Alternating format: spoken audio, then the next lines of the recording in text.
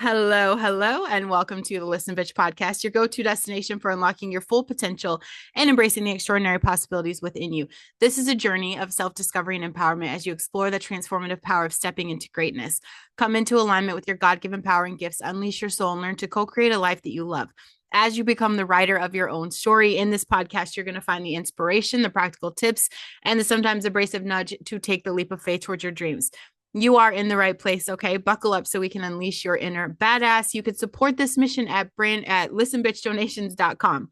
And if you want to change your life, make sure you scroll those show notes. Any purchase you make there is helping me keep the show on. So please don't be a pussy and share this. Okay, share this episode with your friends, loved ones. Send it to your enemies if you have to. But let's get into it, you guys. Let's get into it. Okay, so oh my gosh, did I hit record? I did hit record. That scared me. So this is what I've been asking myself lately, because I do feel a sense of responsibility here in what happened. And I'm going to tell you that. Like, how did we get here? How did we allow the left to get so loud, so bold? Like, they are bold. They have this false sense of security that I didn't even know existed. And then they got violent. And I'm going to tell you this, the truth to me, I think we played a part in it. And it's not because we agree with them, but it's because we have let them set the fucking tone. Like, we have sat quiet this whole time and we just keep hoping like things are going to cool off. We wanted to take the high road while they built this entire culture around outrage and destruction. And we allowed them and the media to run rampant with this. And every time, this is what I'm going to tell you right now. Every time that we have stayed silent instead of speaking the truth, we're giving them room to grow. This was literally my last podcast episode I did before Charlie was assassinated, because I was talking about Irina. Like, we're not allowed to talk about it, right? We have to be super quiet about it. Definitely not okay to bring it up. This is the thing. Every time we're tolerating their hate in the name of keeping the peace, we gave them power. Every single time. And I'm going to tell you right now, Jesus never told us to sit down and let the evil run the room. Not once. He called us to confront it. Yes, with love, but also with authority. Violence thrives where accountability is absent, and we have let the left run wild with zero accountability. Bitch, that's on us. That is on us. So it is time to stop playing defense, and we have to start standing firm. Not violent. We don't even have to be fucking hateful. But what we do have to be is unshakable. And the days of hoping that this just blows over, they're fucking gone. If you follow me on Facebook, I blew up. And everyone's like, oh my God, you've gotten radical. What's going on? Well, bitch, are you not paying attention? Being quiet doesn't work. Oh, but you're going to lose your business. I've lost 50 plus people. And guess what? I woke up. My family was still here. I was still able to make decisions in my own life. I was still able, to spend some time with God this morning. What the fuck? You're going to be fine. Everyone's like, thank you for saying what I'm afraid to say. I'm talking to you today. I appreciate everyone having my back, but you're doing it in the shadows, and that's not going to get us anywhere. I need you to love me out loud, because if you can't even love me out loud, then we can never stand up against them. We have allowed the media and all these platforms to give the mentally ill, the sick, these unhealthy members of society who are not trying to make an impact on their own lives, let alone the community. We gave them the idea that they're at the top of the pecking order. By natural design, we made them think this. And by natural design, they would never survive. We gave them a platform. We gave them a voice. And now they feel superior. Now they're important. And now that is fading, they're losing their minds. So they have become reactive. And what do people that have really poor self-esteem, people that are lonely, people that are battling the mental health issues, what do they do when they have nothing to lose? The most dangerous person you will ever encounter is someone who has nothing to lose. Law enforcement will tell you that. That's 101. They have nothing to lose. In the wild, in the natural pecking order, these kind of people would have never survived. Never. Never. And what did we do? We put them on a pedestal and gave them a platform. And let's get one thing straight, okay? Charlie's murder wasn't even about politics. It wasn't Republican versus Democrat. It wasn't left versus right. It was fucking religious. And he was murdered because he was unapologetically bringing people to Jesus. You know how I know? Because I'm seeing a lot of those videos. Yeah, I know we're seeing all the ones where these bitches are getting fired for hate speech, which is absolutely, if you're wishing for people's murder publicly, get the fuck out of here. Celebrating someone's death, that's like the devil right there. That is someone without a human soul. That is a demon that has overtaken the shell of a body. I'm seeing it. Like he stopped people, trans people from continuing their surgeries. He's brought people to Christ, and he's done even more than that now. I literally was crying the other day when I read this post from someone that was like, hey guys, yesterday I was an atheist, but today I want to go to church. So how does that work? What do I do? Just walk in the building? Beautiful, fucking beautiful. And you guys, Charlie wasn't even like the firebrand in your face radical activist for the Republican Party. Okay. He was never storming rallies. He wasn't violent. You guys, you've awakened the violent guys.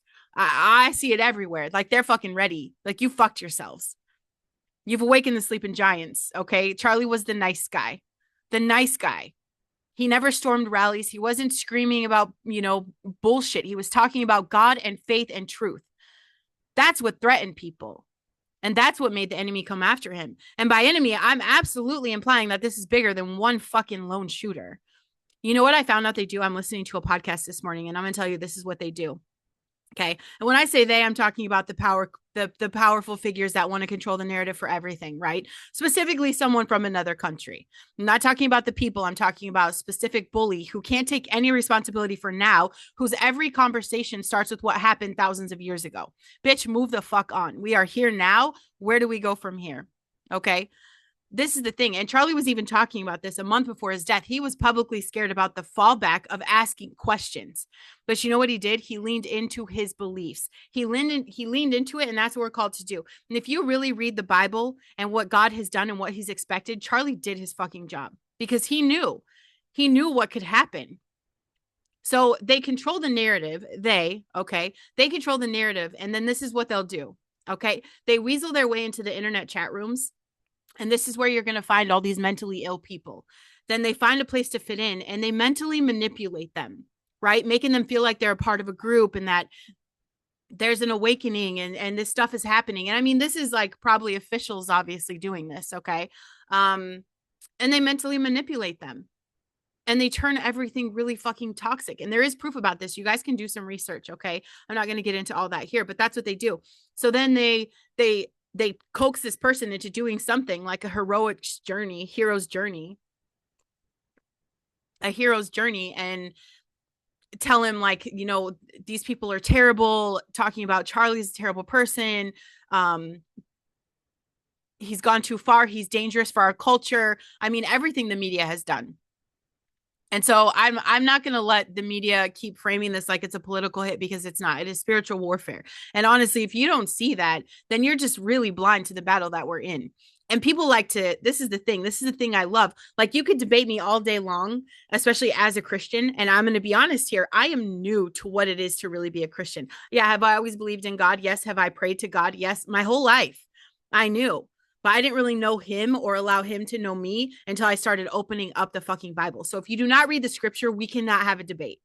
We cannot have a conversation about Christianity if you cherry pick the fucking scriptures that fit your narrative.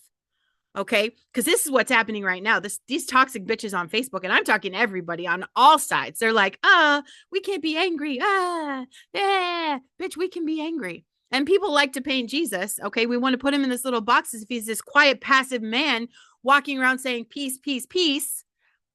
No, he was not a pacifist. He flipped the fucking tables, remember? When his father's house was turned into a den of thieves, and that wasn't even people that were being violent. They were just stealing, and he was fucking pissed. Imagine what he would feel like now. He called religious leaders vipers to their faces. He called people out. He wasn't quiet. He stood toe to toe with the hypocrisy and the corruption, and he didn't flinch. That is not passive. That is that righteous fucking authority. And I follow a Jesus who loved radically, yes, but he confronted, and he confronted boldly. He didn't avoid the conflict. He stepped into it when the truth was on the line. And if I claim to walk with him, I can't sugarcoat it. You can't sugarcoat it. If you're going to say that you're walking with Jesus, then you got to stop being a pussy, because you don't get to pacify evil or sit silent when shit needs to be said and it needs to be talked about and it needs to be made public. And people love to just throw around, turn the other cheek. Brandon, turn the other cheek. It's like you're thinking that Jesus is telling us, let people walk all over you. And that's not what he's saying. When he said that, he wasn't preaching passivity. He was teaching dignity. Dignity. So yes, turn the other cheek it's gonna come in very handy, because I've been called a lot of names. I've been a lot of hate messages in the past 7 days. I turn the other cheek to that. That's fine. If it makes you feel better to call me names instead of having a conversation, I absolutely okay. Do that as much as you need to do to feel good about yourself. He was teaching dignity. Back then, a slap on the cheek wasn't about beating you down. It was about shaming you. And his point was this: you don't have to answer insult with insult. You rise above it. Charlie turned the other cheek a lot, because a lot of people just stood up there and insulted him constantly, because they had no argument against what he said. And what we do when we're backed in a corner is we bite. And that's going to be insults. Turn the other cheek to that. So stop getting it twisted. That doesn't mean we sit here silent while evil and corruption and fucking all of these mentally unstable people run the world. You understand? Our home is being desecrated. Flip the fucking tables. Confront the liars and the abusers of power to their faces. Did he carry himself with restraint? Yes, but he wasn't a fucking coward. So many of you are fucking cowards. I love you. I love you. And I've said it in those messages. I love you and thank you for supporting what I'm doing, but stop fucking supporting me in the shadows. Honest to God, if you can't even like a Facebook post because you're afraid that people are going to think you're racist, you're fucked. You're fucked. Turning the other cheek is not permission for chaos. It is a command to not lower yourself to pettiness. And there's a difference between not being petty and not being present. I'm not going to fucking be passive while good people stand around pretending that it's not their place to push back. If we claim to follow Christ, then we have to act with both love and courage. That means protecting the truth and defending the innocent and refusing to hand the microphone to the fucking madness. Jesus never said, shrug your shoulders and say, well, that's just how they are. That's just how they are. Fuck you guys. He called us to sharpen one another, and iron sharpens iron. That means we don't let people sink to hate or delusion or destructive patterns while we sit by and call it grace. That is not grace. That is neglect. That is neglect. We've got people drowning in mental illness, hate, lack of common sense. Love doesn't look like silence. If you care about these people, it looks like accountability. And he tells us, confront a brother or sister who's in the wrong. Not humiliate them, not cancel them, but call them up to a higher standard. That's responsibility. Someone said on my post, I care about all lives. I care about trans lives. If you cared about them, you're going to get them mental help. We don't sign off on fucking delusions and think we're helping someone. That's not grace. You are part of the problem. And the church gets it twisted. We coddle people in their dysfunction, or we stone them with judgment. Can we find a proper ground? Is there a third way?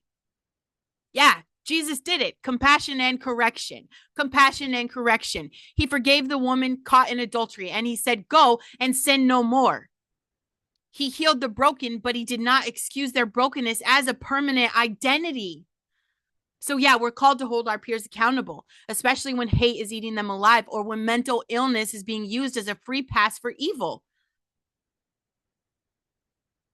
Irina just got stabbed to death on a train. And I'm already hearing rumors that because he's mentally ill, he's not going to go to prison. He's not going to get the death penalty. What? That's not love. And truth without love is harsh. Love without truth is weak. And together, that's where you're finally on that line of Jesus. So if you're one of those people that's like, I stand with Charlie now, then speak the fuck up. And you guys aren't going to gaslight me into being quiet anymore. I've got it. I get it. I've got the messages like, are you okay, Brandon? Are you sure this is where you want to go with this? I'm done with people trying to slap a toxic positivity sticker on my fucking mouth and tell me to be careful. Anger attracts anger. Spare me. When we're pissed off for the right reason, when something righteous has been crossed, anger is not the problem. It is the fuel. And I don't need anyone sugarcoating reality with fake smiles and the whole just think happy thoughts, because that's bullshit. Jesus got loud. He got disruptive. And he did it because love demands you to care enough to confront what is wrong. Yeah, I'm mad. I'm mad. And not the kind of mad where I'm going to go sit in a hole and self isolate and do all these crazy things. Guess what? I still woke up to care of my family, did the things, right? Still functioning, still feel good, still spend time with Christ. I could still be grateful for my life. I can still be excited. I'm starting a new business. I'm going to be talking about this tomorrow, and I'm really excited about that. I could have all these things, and I could still be pissed off at the same time. And if you're right, if you're mad for the right reasons too, then let's get fucking mad together, because that is not negativity. I want people that think like me on my page. I want the awareness to grow. That's what protects my bubble, my space, my family, my faith, my community. That's what's worth getting loud for. No amount of gaslighting or the fake peace talk is going to make me forget that. And I refuse to be painted as the enemy just because I hold conservative beliefs, the same ones that the Bible calls us to have. If you're a Christian and you had an issue with Charlie Kirk, you're not a Christian. You're not. I'm not even saying that as judgment, as a statement of fact. Nobody has to judge you for that. The Bible calls us to the truth. Man and a woman, marriage, be fruitful, multiply, walk in faith, grow in the word. None of that is hate. It is literally the foundation that God laid out for us. It's there. And let's be real, okay? It is not about cherry picking the verses you half-ass remember from an Instagram quote. It means actually opening the book and reading the fucking Bible. Wrestle with it. Live by it. Stand on the word while the world is busy. They're rewriting everything just to fit their narrative, to fit their feelings. I'm not going to apologize for holding to what God said is right. And I'm new here, okay? And I haven't even been consistent this year. I started last year reading the Bible every single day for a year. I missed about 6 weeks this year, and it wrecked me. I was not calibrated. It's a thing. The Bible is medicine. It is healing. It is love. It gives you everything. It gives you permission for all of your feelings, and it calibrates you to the truth every single time. If you call yourself a Christian, you're out here disagreeing with the very things that he stood for, you're not the kind of Christian who lives by the word. He wasn't making up his own rules. He wasn't spitting out opinions just to stir the pot. He was pointing back to scripture, back to God's design, and back to the truth. And if that rubs you the wrong way, it's not because Charlie was wrong. It's because the Bible convicts. Real Christians don't bend the word to fit their feelings. We bend our lives to fit the word. That's what Charlie did. And anyone that's going to take up the cross and take up this mission of speaking out, that's what we're being called to do. That's what we're being called to do. And yeah, that includes the hard topics everybody loves to dance around. Abortion, everything in between. If you're calling yourself a Christian, but you're picking and choosing which parts of the Bible you're going to live by, you are not living by the word at all, period. Period. And Charlie didn't shy away from that truth because it made people uncomfortable. Neither did Jesus. God's word doesn't come with disclaimers or exceptions to fit our culture. Life is sacred. Marriage is sacred. Family is sacred. If that offends you, then your fight isn't with me or Charlie. It's with the fucking Bible. I'm not going to water down my faith just to make the word comfortable for you. Real Christianity isn't cafeteria style. You don't pile up love and grace on your tray while tossing out the parts about obedience and responsibility. It is literally an all or nothing. It's an all or nothing. Acceptance and inclusion, bullshit. And yeah, we're guilty of falling for it. The world sold us this lie that love means clapping for every lifestyle, every choice, every sin, as if silence or approval is equal to compassion.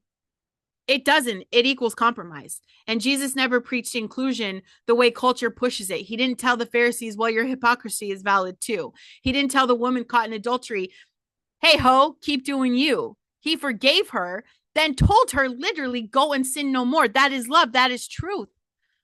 We let ourselves get soft. We have swallowed this acceptance gospel because we didn't want to look mean. We didn't want to rock the boat. We didn't want to make waves. And in doing that, we've helped normalize sin in the name of tolerance. And that is not Jesus. That is cowardice. You're performing for kindness. It's not real. You're fucking performing because you don't even believe in the bullshit, but you're going to be quiet about it. Get the fuck out of here.